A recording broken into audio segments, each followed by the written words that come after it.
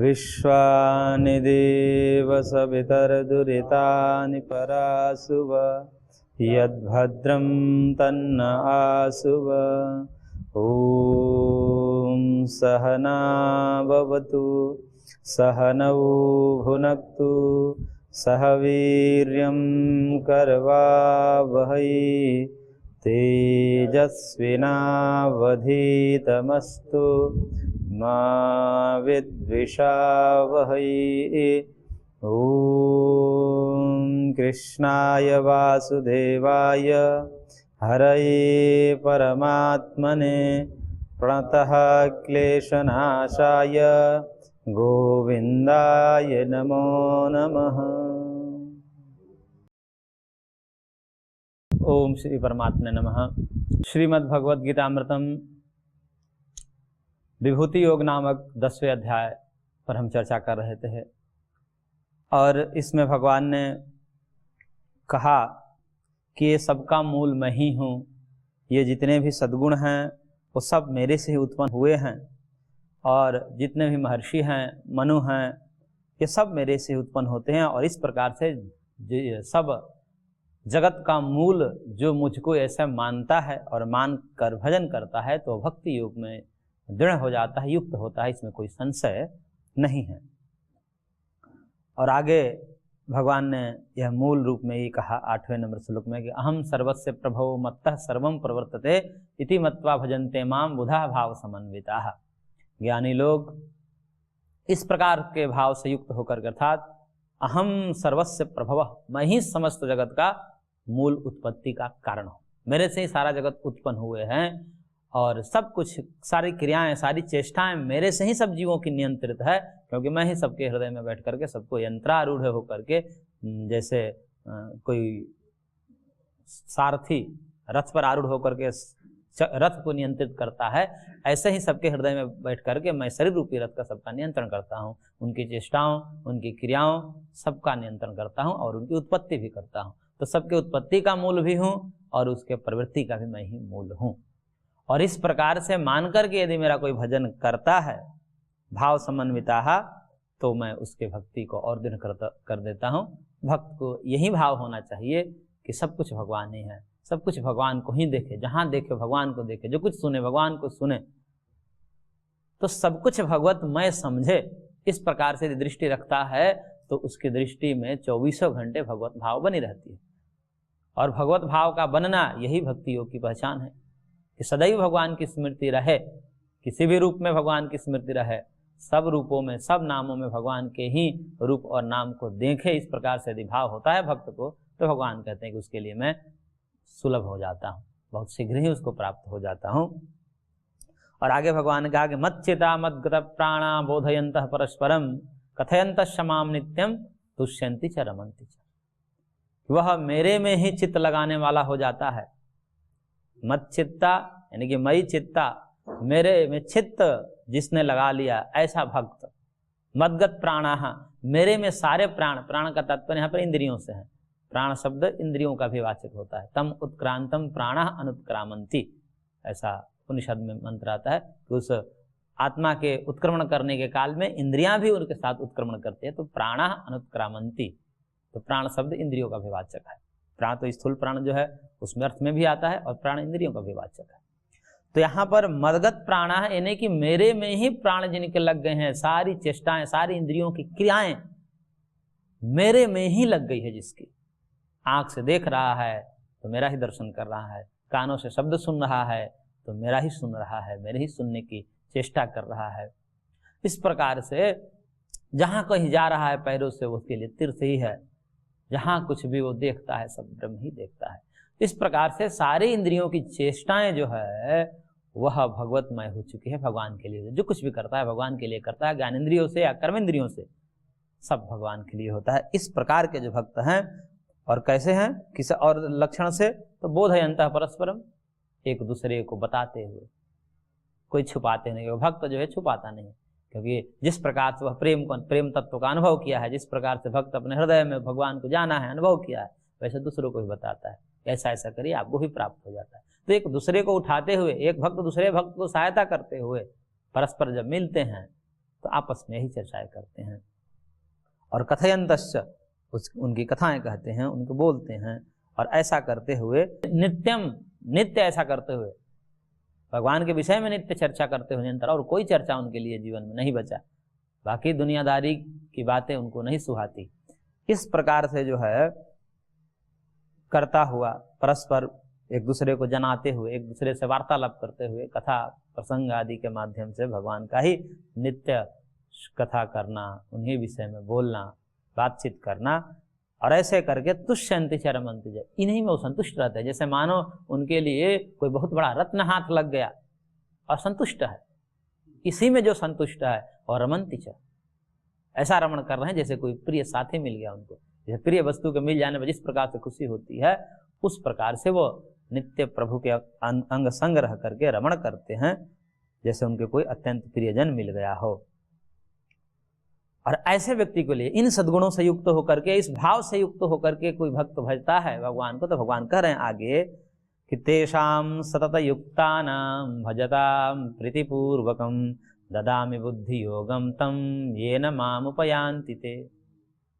कह रहे भगवान की तेषां सतत युक्तानां भजतां प्रीतिपूर्वकम, इस प्रकार से सतत युक्त हो गया है जो भक्त मेरे में, और प्रीतिपूर्वक, प्रेम पूर्वक, श्रद्धा भाव से, भक्ति से ओतप्रोत होकर के मेरा भजन करता है।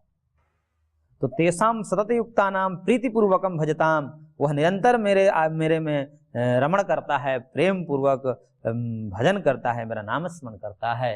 तो भगवान कहते हैं कि तम बुद्धि योगम ददामि, मैं उसको बुद्धि योग वह दे देता हूं जो योगियों को मिलता है।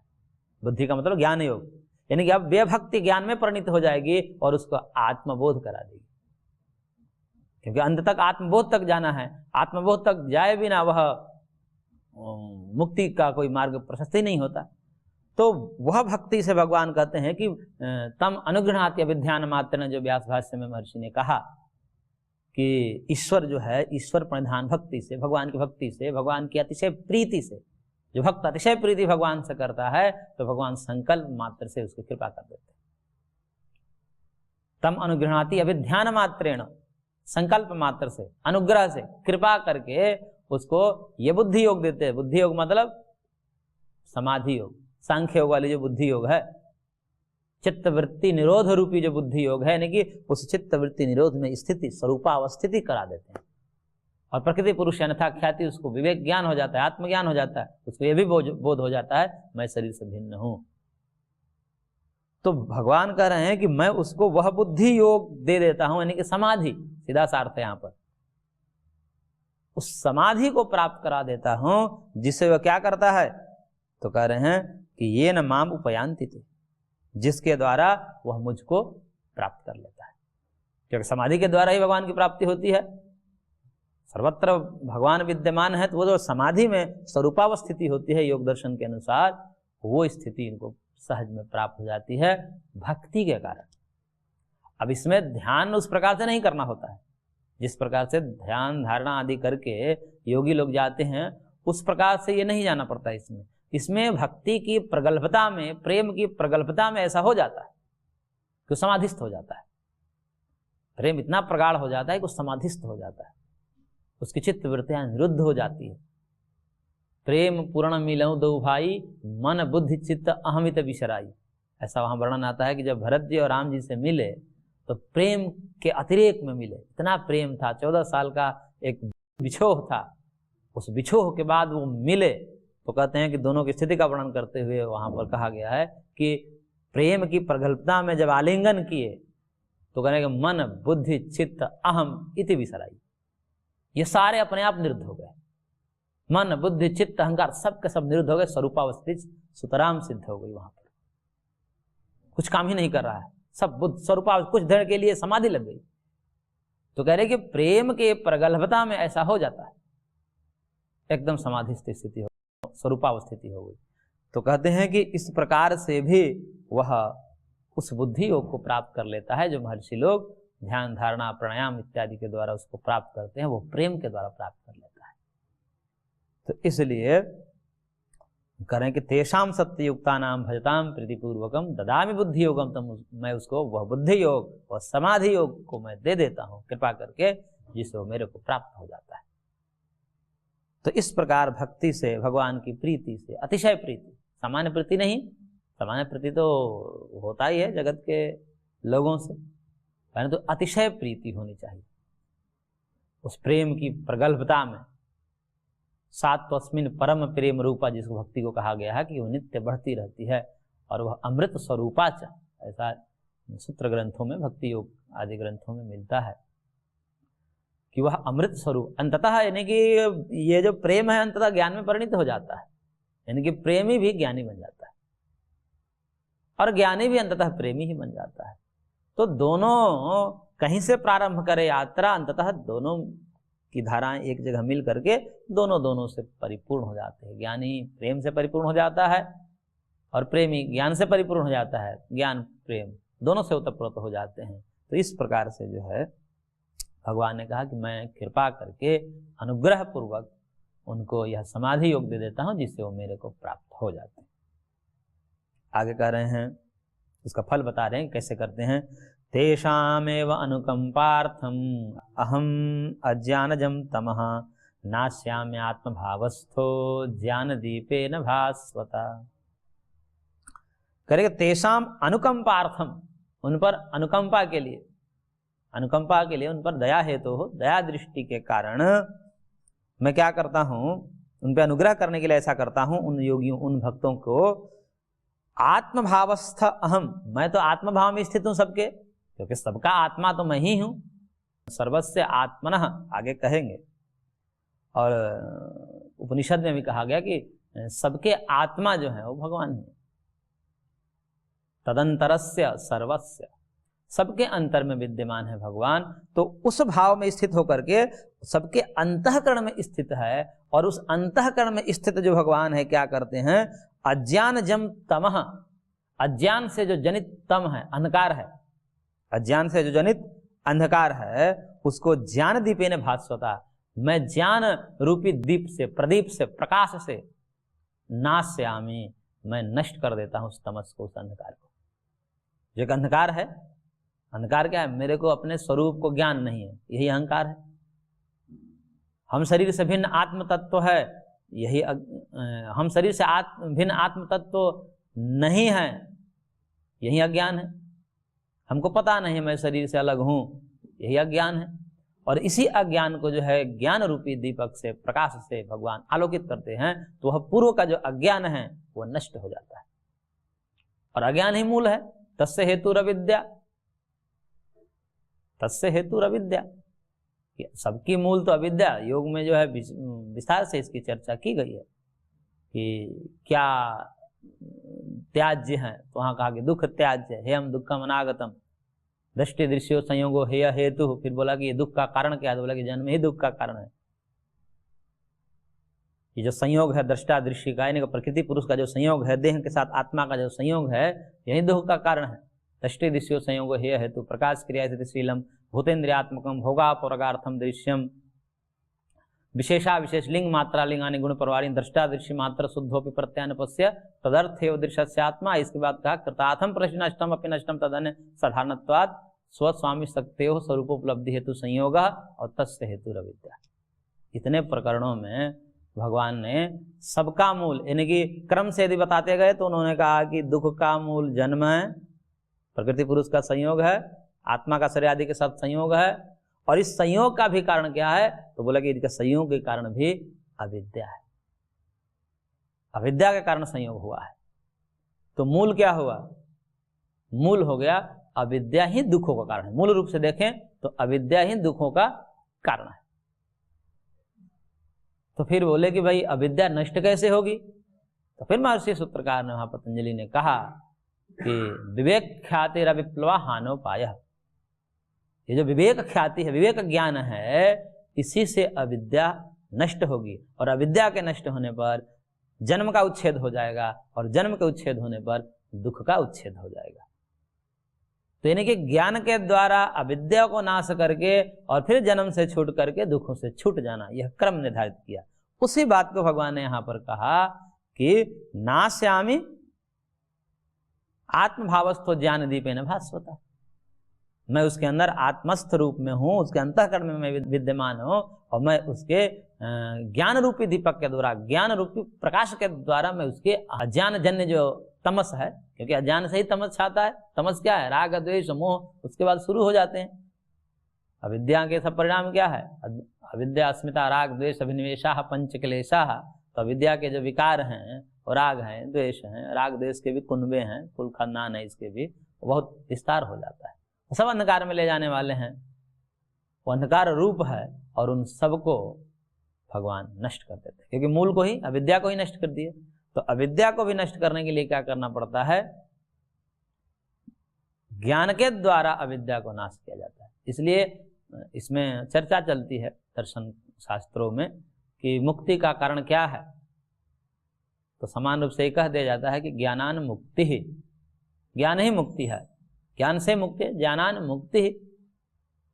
तो कह रहे कि ज्ञान से सीधा सीधे मुक्ति नहीं है, तब कहते हैं कि ज्ञान से अविद्या का नाश होता है और अविद्या का नाश मुक्ति का कारण है।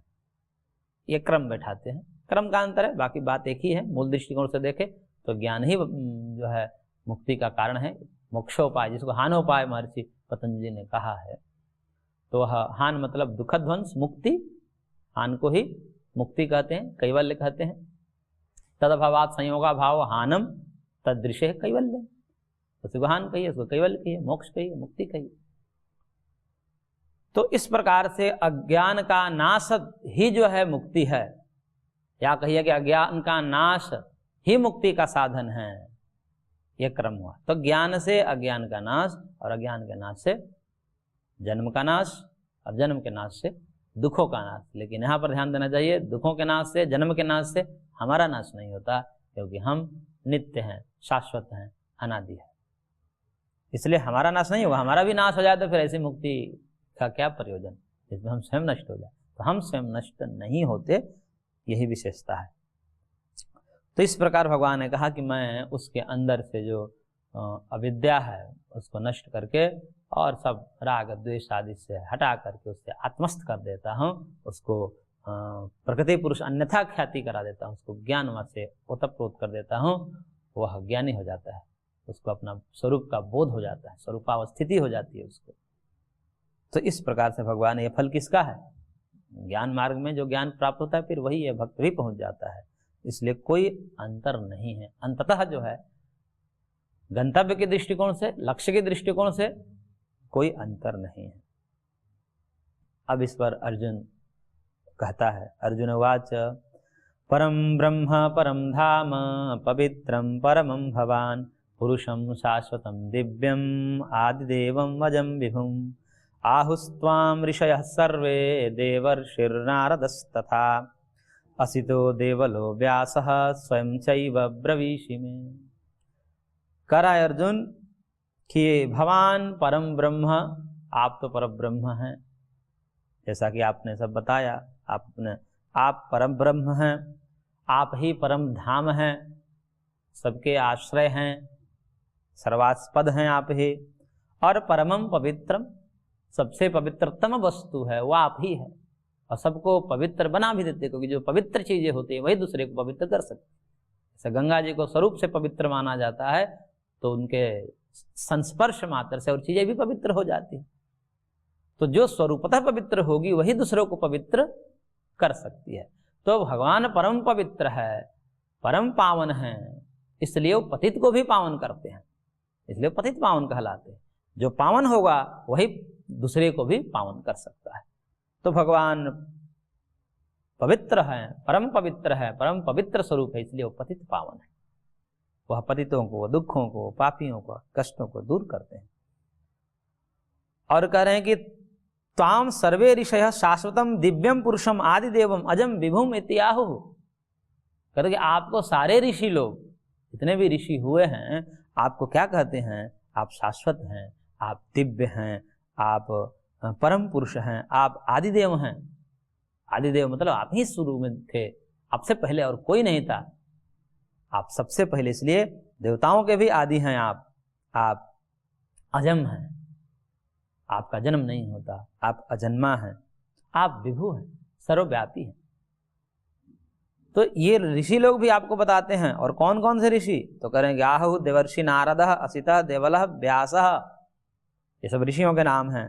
देवर्षि नारद भी ऐसा कहते हैं, असित महर्षि के नाम हैं, देवल ये भी ऋषि के नाम हैं। तो देवर्षि देवल और उनके पिता असित और एवं व्यास जी, साक्षात व्यास जी भी ऐसा कहते हैं। और व्यास जी की बात नहीं है, स्वयं एवं ब्रवीषि, और आप भी स्वयं ऐसा ही कह रहे हैं, तो बात मिल रही है ना। जब कोई सुनी हुई बात हो किसी दूसरे से, बड़े बुजुर्गों से, वहीं कोई दूसरा बता दे तो विश्वास हो जाएगा ना कि हाँ ये बात सच्चा है, क्योंकि वो भी, मेरे गुरुजी भी ऐसा कहते थे, वो भी ऐसा कहते, महर्षि भी ऐसा कहते थे, ये भी आप भी ऐसा कह रहे हैं, तो मतलब बात तो सही कह रहे हैं। अब भरोसा हो गया हमें, क्योंकि महर्षियों के वचन और आपके वचन मिल रहे हैं। अब हमको भरोसा हो गया। अभी तक वो समझ रहे थे कि सामान्य हैं, विशिष्ट तो समझ ही रहे थे कि कृष्ण को विशिष्ट समझ रहे थे, सामान्य तो नहीं समझ रहे थे। नहीं तो अर्जुन जो है भगवान की सेना के स्थापना, नारायणी सेना जब मांगने गए थे तो अर्जुन ने केवल भगवान को माना। उस समय विशिष्ट तो समझता ही था अर्जुन कि भगवान सामान्य नहीं है, लेकिन वो ब्रह्मा है, वो साक्षात अवतारी सत्ता है, ये समझ में नहीं आ रहा था उसको। अब जब बताएं तो उसको कुछ भरोसा हो रहा है, हालांकि अभी पूरी तरह भरोसा नहीं हुआ उसको। अभी इसके बाद कहेगा कि उत्सुकता मेरे को बढ़ती जा रही है, आप बताएंगे तो हमको दिखाइए। तो फिर भगवान दिखाते हैं तो फिर अब विनती करने लगता है, स्तुति करने लगता है कि बंद करिए, मैं डर गया, मेरे से बर्दाश्त नहीं होता, मैं व्याकुल हो गया, भयभीत हो गया। फिर भगवान अपने रूप को समेटते हैं, तो फिर अपने रूप को समेटते हैं। तो इस प्रकार से उत्सुकता उसको बढ़ती जा रही है, क्योंकि व्यास आदि महर्षियों के वचन और भगवान के वचन मैच कर रहे हैं। क्योंकि ब्रह्म तत्व की बात उसने सुना है, गुरुकुलों में भी ऋषियों की बातों को सुना है कि ब्रह्म तत्व क्या होता है, उसी का वर्णन भगवान कर रहे हैं। तो करेंगे बाकी तो बात सही कर रहे हैं, ब्रह्म तत्व तो ऐसा ही होता है जैसा आप कह रहे हैं। और अपने आप को हम कह के कह रहे हैं कि मैं ही हूं, तो मान तो रहा है और आगे कह रहा है, विश्वास दिला रहा है एक प्रकार से भगवान को, और कह रहा है सर्वम एतद्ऋतं मन्ये यन्मां वदसि केशव नहि ते भगवन् व्यक्तिं विदुर्देवा न दानवाः। करेंगे हे केशव, यत् माम वदसि एतत् सर्वम ऋतम, अरे आप जो कह रहे हो बस सब सच्चा है, सब सत्य बात है। ऋतम, आपने जो भी कहा है सब सत्य है, इसमें कोई संदेह नहीं है।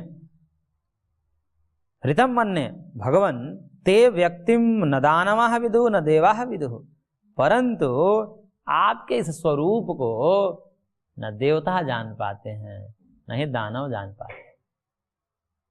तो न देवाः न दानवाः, देव दानव आपके स्वरूप को, इस मूर्ति को नहीं समझ पाएंगे। क्यों, कैसे समझ पाएगा? कोई एक सामान्य शरीरधारी व्यक्ति आकर कहे मैं ब्रह्म हूं, तो कोई मानेगा?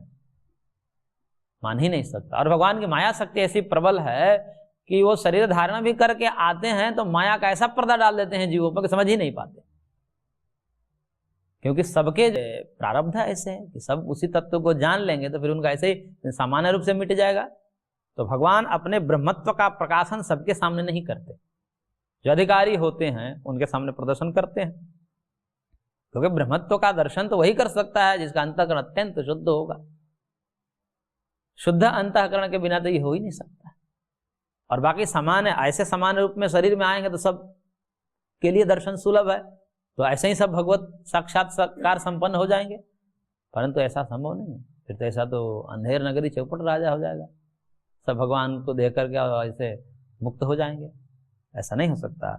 इसलिए भगवान की माया शक्ति वहां पर कार्य करती है और सबके बुद्धि को बदल देती है। शिशुपाल आदि, दुर्योधन आदि सब क्या है, समझ ही नहीं पाते, समझ ही नहीं पाते ये कौन है। बाकी समझने वाले तो समझ जाते हैं, पर भगवान की माया शक्ति इतनी प्रबल है, समझ नहीं पाते। इसलिए कह रहा है अर्जुन कि नहीं ते भगवान व्यक्तिम विदुर देवाः न दानवाः, देवलोग अथवा दानव लोग ये आपके रहस्य को नहीं समझ पाते, आपके दिव्य स्वरूप को नहीं समझ पाते। आगे भगवान कह रहे हैं स्वयमेवात्मनात्मानं वेत्थ त्वं पुरुषोत्तम भूत भावेन भूतेश देव देव जगतपते। कह रहा है कि हे भूत भावन, भूत भावन अर्थात भूतानि भवन्ति उत्पादयन्ति इति भूत भावन। भूतों को, प्राणियों को उत्पन्न करने के कारण भगवान का नाम भूत भावन है। भूतों को उत्पन्न करते हैं, प्राणियों को उत्पन्न करते हैं, इसलिए भूत भावन है। और भूतेश कौन है? तो वही भूतानाम ईशा भूतेश, भूतों का जो ईश है, स्वामी है, वह भूतेश है।